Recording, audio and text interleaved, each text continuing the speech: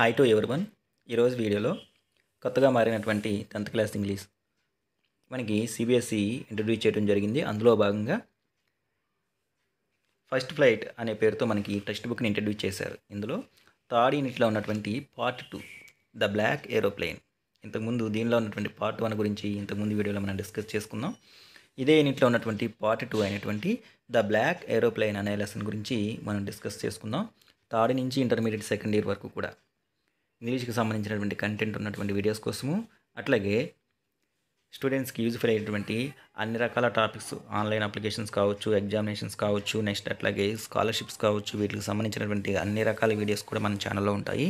Teachers ఎవరైతే ఉన్నారో వాళ్ళు కూడా స్కూల్ ఎడ్యుకేషన్కి సంబంధించి అన్ని రకాల యాప్స్ కానీ వాటికి సంబంధించినటువంటి అన్ని రకాల టాపిక్స్ని కవర్ చేస్తూ వీడియోస్ అనేది చేయడం జరుగుతుంది. కాబట్టి ఛానల్ కనుక ఎవరైనా మొదటిసారి చూస్తూ ఉంటే ఛానల్ని సబ్స్క్రైబ్ చేసుకోండి. వీడియో కనుక నచ్చితే లైక్ చేయండి, నన్ను ఎంకరేజ్ చేయండి. ఇంకా ఆలస్యం చేయకుండా మనం లెసన్లోకి వెళ్ళిపోదాం.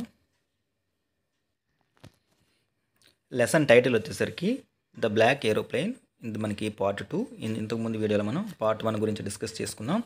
The moon was coming up in the east behind me. So చందమామ ఎవరైతే ఉన్నారో తను నా వెనక వైపు నుంచి వస్తూ ఉన్నాడు.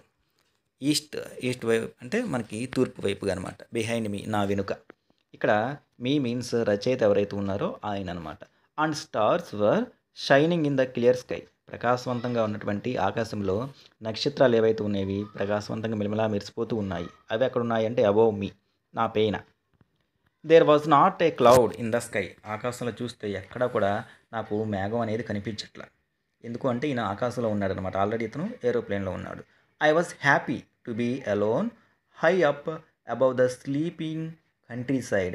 నేను చాలా సంతోషంగా ఉన్నాను, ఎందుకంటే ఒంటరిగా ఉన్నాను, అది కూడా ఎత్తులో ఉన్నాను. చుట్టుపక్కల ఉన్నటువంటి దేశం మొత్తము కానీ విలేజ్ మొత్తం కానీ అందరూ కూడా నిద్రలో ఉన్నారు. అలాంటి పరిస్థితుల్లో ఉన్నప్పుడు నేను ఇలా ఆకాశంలో ఒంటరిగా ఉండటము నాకు చాలా సంతోషంగా ఉంది.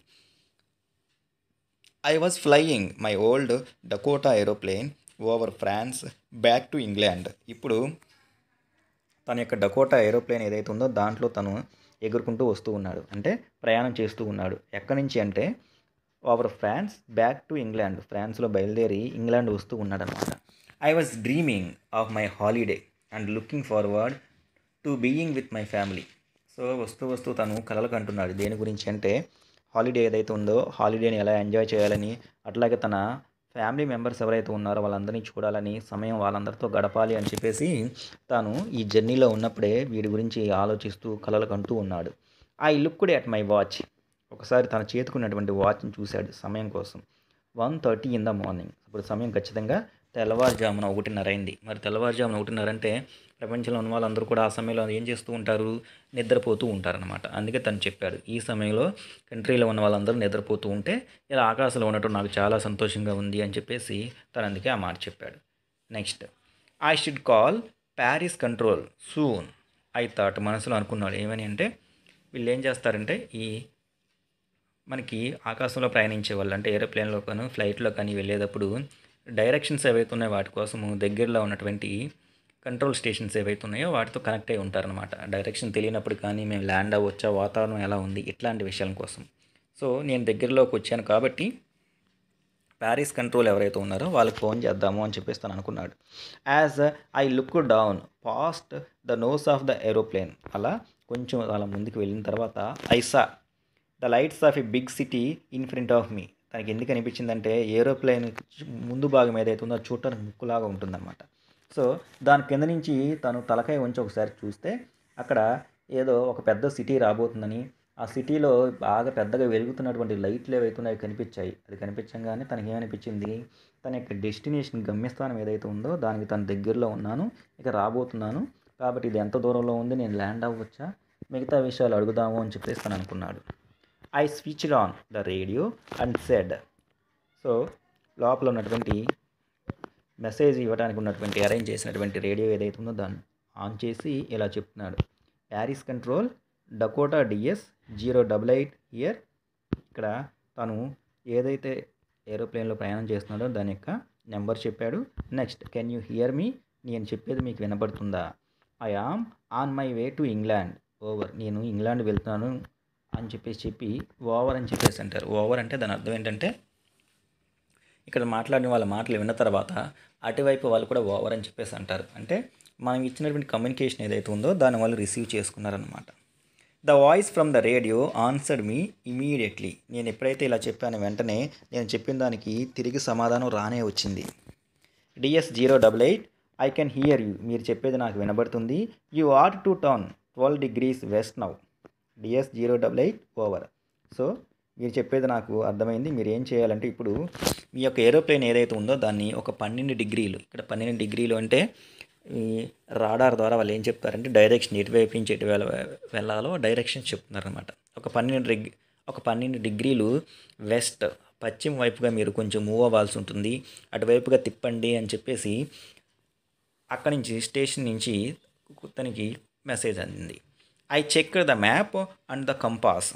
కంపాస్ అంటే డైరెక్షన్స్ ఏవైతే ఉన్నాయో వాటిని చూపించేదాన్ని మనం కంపాస్ అంటాం, దిక్సూచి అంటాం అనమాట. సో తను ఏం చేశాడు, మ్యాప్ ఏదైతే ఉందో దాన్ని ఓపెన్ చేసి కంపాస్ ఓపెన్ చేశాడు. Switched over to my second and last fuel tank. Fuel అంటే ఇంధనము, అంటే విమానం నడవడానికి కావాల్సిన ఇంధనం మొత్తం కూడా ఈ యొక్క ఫ్యూయల్ ట్యాంక్లో ఉంటుందన్నమాట. దాన్ని ఆన్ చేసి దానిలో ఎంత ఉందో అనేది కూడా ఒకసారి చూసుకున్నాడు. And turn the Dakota 12 degrees west towards England. అక్కడ ఏవైతే ఇన్స్ట్రక్షన్స్ వచ్చాయో వాటి ప్రకారము తను కంపాస్ చూసుకొని మ్యాప్ చూసుకొని తన యొక్క ఈ డకోటా ఏరోప్లేన్ ఏదైతే ఉందో దాన్ని ఏం చేశాడు అంటే 12 డిగ్రీలు వెస్ట్ వైపుగా తను మూవ్ చేశాడు. I will be in time for breakfast. తను ఏమనుకుంటున్నాడంటే బ్రేక్ఫాస్ట్ అంటే మార్నింగ్ చేసేటటువంటి టిఫిన్ అనమాట, అల్పాహారం అంటాం కదా, దానికి ఖచ్చితంగా నేను వెళ్ళిపోతాను ఆ లోపు అని చెప్పేసి అనుకున్నాడు అతను. I thought a good big English breakfast. ఇప్పుడు తను వెళ్ళేది ఇంగ్లాండ్ కాబట్టి, బ్రిటన్ కాబట్టి, నేను వెళ్ళి ఇప్పుడు ఇంగ్లాండ్లో ఉన్నటువంటి రేపు మార్నింగ్ ఇంగ్లీష్ బ్రేక్ఫాస్ట్ చేయబోతున్నాను అని చెప్పేసి. Everything was going well. అక్కడ అన్నీ కూడా ప్రశాంతంగా తను అనుకున్నట్టుగానే జరుగుతూ ఉన్నాయి. అంటే తన ప్రయాణం కావచ్చు, తనకి వచ్చిన ఇన్స్ట్రక్షన్స్ ప్రకారం తన యొక్క జర్నీ డైరెక్షన్స్ కావచ్చు, అన్నీ కూడా. It was an easy flight. తాను ప్రయాణం చేస్తున్నటువంటి ఫ్లైట్ ఏదైతే ఉందో అది కూడా తను నడుపుకొని వెళ్ళడానికి, తన జర్నీ కంఫర్టబుల్గా సాగటానికి ఈజీగా ఉందన్నమాట. Paris was about 150 kilometers behind me. అట్లాగే ఫ్రాన్స్ యొక్క రాజధాని అయినటువంటి ప్యారిస్ ఏదైతే ఉందో అది తన వెనుక 150 కిలోమీటర్ల దూరంలో ఉంది. When I saw the clouds. ఆ తర్వాత తను ఒకసారి ఆకాశంలో మేఘాలను చూశాడంట. తనకేమనిపించిందంటే తను ఎదుర్కొంటా స్ట్రోమ్ క్లౌడ్స్ అంటే మనము మబ్బు బాగా పట్టినప్పుడు వర్షం రావడానికి మేఘాలు ఏవైతే ఉన్నాయో నల్లగా దట్టంగా పడతాయి, అలాంటి వాటిని స్ట్రోమ్ క్లౌడ్స్ అంటాము. తన ముందు అన్నీ కూడా అలాంటివి కనిపించాయి. దేవర్ హ్యూజ్. అవి చాలా పెద్దగా, వెరీ బిగ్ ఇన్ సైజ్, చాలా పెద్దగా ఉన్నాయి. అవి తన ముందు ఉన్నాయి. They look like black mountains standing in front of me across the sky. ఎలా ఉన్నాయి అంటే చూడటానికి బ్లాక్ మౌంటైన్స్, ఎదురుగుంటా నల్లగా ఉన్నటువంటి పెద్ద కొండలాగా కనిపించాయి అనమాట, పర్వతాల్లాగా కనిపించాయి. Standing in front of me across the sky. అది కూడా తను ఎటువైపుగా వెళ్ళాలి అంటే తను వెళ్ళటానికి వాళ్ళు ఇచ్చినటువంటి డైరెక్షన్ ఏదైతే ఉందో ఆ డైరెక్షన్లో ముందుకు వెళ్తూ ఉంటే తను వెళ్ళాల్సినటువంటి దారిలోనే ఎదురుగుంటా పెద్ద నల్లటి కొండలాగా దట్టంగా పట్టినటువంటి మేఘాలు తనకు కనిపించాయి. I knew I could not fly up and over them. నాకు తెలుసు నేను వాటిపై నుంచి వెళ్ళలేను, అట్లాగే వాటి మీద నుంచి కూడా వెళ్ళలేను. And I did not have enough fuel to fly around them to the north are south. పోనీ వాటిని కాకుండా అక్కడి నుంచి ఉత్తరం వైపుగా కానీ లేకపోతే దక్షిణ వైపుగా కానీ వాటిని తప్పించుకొని చుట్టూ తిరిగి వెళ్దామంటే దానికి కావాల్సినటువంటి ఫ్యూయల్ అంటే ఇంధనం ఏదైతే ఉందో అది కూడా నేను ప్రయాణం చేస్తున్నటువంటి ఈ ఫ్లైట్లో లేదు. I ought to go back to Paris. So ఇప్పుడు పరిస్థితి చూస్తూ ఉంటే చాలా కఠినంగా ఉంది కాబట్టి ముందుకు వెళ్ళలేను కాబట్టి వెనక్కి వెళ్దామా అని చెప్పేసి అనుకున్నాడు. ఐ థాట్ అని తను అనుకున్నాడు. బట్ కానీ I wanted to get home. తన మనసులో మాత్రం ఖచ్చితంగా ముందు తను ఇంటికి వెళ్ళాలి అని చెప్పేసి కోరిక బలంగా ఉందన్నమాట. ఏదేమైనా సరే నేను ఇంటికి వెళ్ళాలి అని చెప్పేసి. I wanted that breakfast. Next రోజు మార్నింగ్ తను ఇంగ్లాండ్లో బ్రేక్ఫాస్ట్ తినాలి అని చెప్పేసి మనం అనుకున్నాం కదా. ఏదేమైనా సరే నేను ఇంటికి వెళ్ళి ఇంగ్లాండ్లో బ్రేక్ఫాస్ట్ తినాలి అని చెప్పేసి బలంగా అనుకున్నాడు. I will take the risk. ఏది ఏమైనా సరే, ఇప్పుడు రిస్క్ అంటే ప్రమాదం అని తెలిసినా సరే ఒక పని చేస్తే దాన్ని మనం రిస్క్ అంటాము, డేంజర్ అనమాట. ఏదేమైనా సరే నేను ఈ రిస్క్ తీసుకుంటాను. ఐ థాట్ అని తను ఆలోచించుకొని and flu that old Dakota straight in to the storm. ఏం చేశాడు అంటే ఎదురుగుంటా కొండలాగా ఉన్నటువంటి నల్లటి దట్టమైన మేఘాలు ఏవైతే ఉన్నాయో వాటిల్లోకే తన యొక్క ఫ్లైట్ ఏదైతే ఉందో దాన్ని లోపలికి పోనిచ్చాడు. Inside the clouds, inside means లోపలి పక్క, ఆ నల్లటి మేఘాల్లో ఎవ్రీథింగ్ వాజ్ సడన్లీ బ్లాక్. లోపల మొత్తం కూడా నల్లగా ఉంది, ఏమీ కనిపించట్లా. It was impossible to see anything outside the aeroplane. So impossible అంటే అసాధ్యము. To see anything outside the aeroplane నేను కూర్చున్న ప్లేస్ నుంచి బయట చుట్టుపక్కల చూడటం అసలు ఏమీ కనిపించట్లా. మొత్తం కూడా డార్క్ కట్టింది, దారుణాది దారుణంగా చీకటిగా ఉంది, బయట అసలు నాకు ఏమీ కనిపించట్లేదు. The old aeroplane jumped and twisted in the air. So నేను ప్రయాణిస్తుంది ఏదైతే ఉందో పైకి కిందకి దూకుతూ ఉంది, మెలుకులుగా తిరుగుతూ ఉంది. I looked at the compass. So ఇప్పుడు నేను ఏ డైరెక్షన్లో ఉన్నాను, నేను వెళ్ళేది కరెక్ట్ డైరెక్షన్ అని చూసుకోవడానికి తను ఏం చేశాడంటే తన దగ్గర ఆల్రెడీ ఉన్నటువంటి మ్యాప్ కంపాస్ ఏదైతే ఉందో దానిలో ఉన్నటువంటి కంపాస్ ఏదైతే ఉందో దాన్ని తను ఓపెన్ చేశాడు. ఐ కుడ్ నాట్ బిలీవ్, నేను నా కళ్ళారా నమ్మలేకపోయాను. మనకి ఈ ఇమేజ్లో కనపడుతున్న రచయిత తన మనం చెప్పుకున్నటువంటి ఈ డకోటా ఫ్లైట్లో తను వెళ్తున్న దృశ్యం మనకి ఈ ఇమేజ్లో కనపడుతుంది. I could not believe my eyes, తన కళ్ళారా తను నమ్మలేకపోయాడు. ఏంటి అంటే the compass was turning round and round and round. So తను తీసుకొచ్చినటువంటి కంపాస్ ఏదైతే ఉందో అది గుండ్రంగా గడియారంలో ముళ్ళలాగా గుండ్రంగా స్పీడ్గా తిరుగుతూనే ఉంది. మీన్స్ ఇట్ వాస్ డెడ్, అంటే ఇట్ స్టాప్స్ వర్కింగ్, అది పనిచేయడం ఆగిపోయింది అనమాట. ఇట్ వుడ్ నాట్ వర్క్, అది పని చేయట్లేదు. The other instruments were suddenly dead two.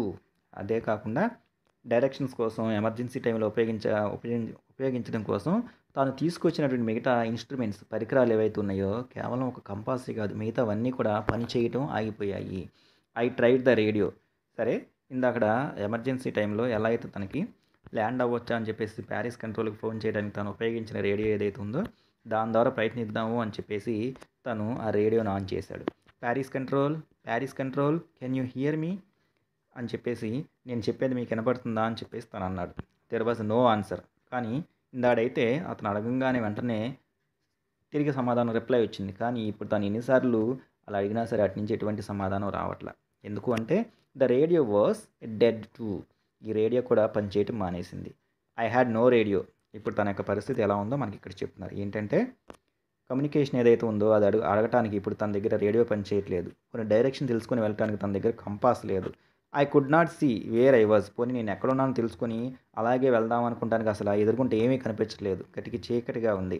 I was lost in the storm. నేను ఈ దట్టమైనటువంటి మేఘాలు ఏవైతే ఉన్నాయో వాటిలో ఇరుక్కుపోయాను, దారి కనపడకుండా ఇరుక్కుపోయాను అని చెప్పేసి. Then in the black clouds quite near me. ఆ తర్వాత ఇలా దట్టంగా నల్లగా ఉన్నటువంటి ఈ మేఘాలు ఏవైతే ఉన్నాయో వాటి దగ్గరలో ఐ సా అనదర్ ఏరోప్లేన్. ఈయనకి ఇంకొక ఏరోప్లేన్ కనిపించిందంట. మనకి ఇమేజ్లో కనబడుతుంది. ఇమేజ్లో ఒకసారి మనం బాగా అబ్జర్వ్ చేస్తుంటే ఈ దట్టమైన మేఘాలు మనకి గుండ్రంగా అన్ని వైపులా దట్టమైన మేఘాలు ఉంటే దీంట్లో ఎదురుగుంటే ఇతనికి ఇంకొక ఏరోప్లేన్ కనిపించింది. ఆ దృశ్యాన్ని మనకి ఇక్కడ ఈ పిక్చర్లో క్లియర్గా కనబడుతుంది. సో తనకి ఇంకొక ఏరోప్లేన్ కనిపించింది. I saw another aeroplane. It had no lights on its wings. దానికి ఉన్నటువంటి రెక్కలకి ఎటువంటి లైట్లు కూడా లేవు. ఏరోప్లేన్ రెక్కలకు కూడా లైట్స్ ఉంటాయి. కానీ I could see it flying next to me through the storm.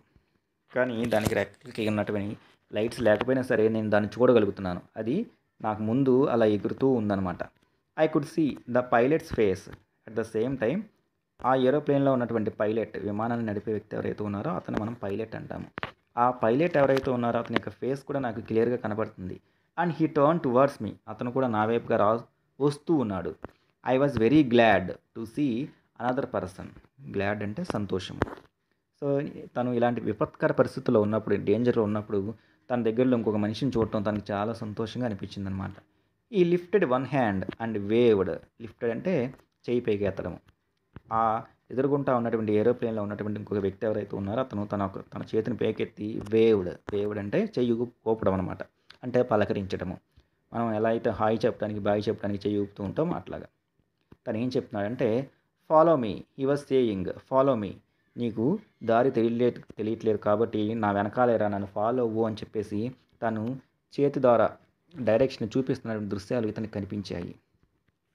He knows that I'm last. అతనికి నా యొక్క పరిస్థితి అర్థమైంది. ఏది తన దారి ఏదైతే ఉందో ఆ దారి కోల్పోయాడనే విషయం అతనికి అర్థమైంది అనుకుంటా. మేబీ బహుశా అతను ఏమంటున్నాడంటే నా వెనకాల ఫాలో అవ్వు అని చెప్పేసి అంటున్నాడు. I thought he is trying to help me. నేను అనుకున్నాను ప్రయత్నించడము అతను నాకు సహాయం చేస్తున్నాడు అని చెప్పేసి. He turned is aeroplane slowly to the north. తను ఏం చేశాడు అంటే తన యొక్క ఏరోప్లేన్ ఏదైతే ఉందో దాన్ని స్లోలీ నెమ్మదిగా టు ద నార్త్ ఉత్తరం వైపుగా తను తిప్పాడు. In front of my Dakota. అంటే నా నా ఏరోప్లేన్ తన యొక్క ఏరోప్లేన్ పేరు డకోటా అని మనం చెప్పుకున్నాం కదా, దాని ముందు నుంచి కూడా నా ఉత్తరం వైపుగా తన యొక్క ఏరోప్లేన్ని ముందుకు జరిపాడు. So that it would be easier for me to follow him. So తన ముందు వెళ్ళటం వల్ల అతను వెనకాలే వెళ్ళటం ఏదైతే ఉందో అది నాకు చాలా ఈజీగా అనిపించింది. I was very happy to go behind the strange aeroplane like an obedient child. So నాకు ఇప్పుడు చాలా సంతోషంగా ఉంది. ఎలా అంటే టు గో బిహైండ్ వెనకాల వెళ్ళటము, స్ట్రేంజ్ ఏరోప్లేన్ ఏమీ తెలియనటువంటి ఒక కొత్తదైనటువంటి ఏరోప్లేన్ ఏదైతే ఉందో దాని వెనకాల వెళ్ళటం ఏదైతే ఉందో అది కూడా తను ఎలా వెళ్తున్నాడంట like an obedient child. So స్కూల్లో ఉన్నటువంటి పిల్లల్ని టీచర్ కనుక సిట్ స్టాండ్ అంటే వాళ్ళు ఎలా అయితే ఒబీడియంట్గా చేస్తూ ఉంటారో తను కూడా వెనకాలే రా అని చెప్పేసి అంటే వరుసలో తన వెనకాలే వెళ్ళటం, నేను కూడా ఒక స్కూల్ పిల్లవాడు ఒబీడియంట్గా ఎలా అయితే వెళ్తూ ఉంటాడో నేను కూడా ఏమీ తెలియనటువంటి ఒక అన్నోన్ స్ట్రేంజ్ ఏరోప్లేన్ ఏదైతే ఉందో దాని వెనకాల వెళ్ళటం నాకు కూడా చాలా సంతోషంగా అనిపించింది. ఆఫ్టర్ హాఫ్ ఎన్ అవర్, ఒక అరగంట అలా అయిన తర్వాత ద స్ట్రేంజ్ బ్లాక్ ఏరోప్లేన్, ఆ వింతైనటువంటి బ్లాక్ కలర్లో ఉన్నటువంటి ఏరోప్లేన్ ఏదైతే ఉందో అది was still there in front of me in the clouds. నా ఎదురుగుంటా ఉన్నటువంటి దట్టమైన మేఘాల్లో అది ఎదురుగుంటా అట్లాగే వెళ్తూ ఉంది. ఇప్పుడు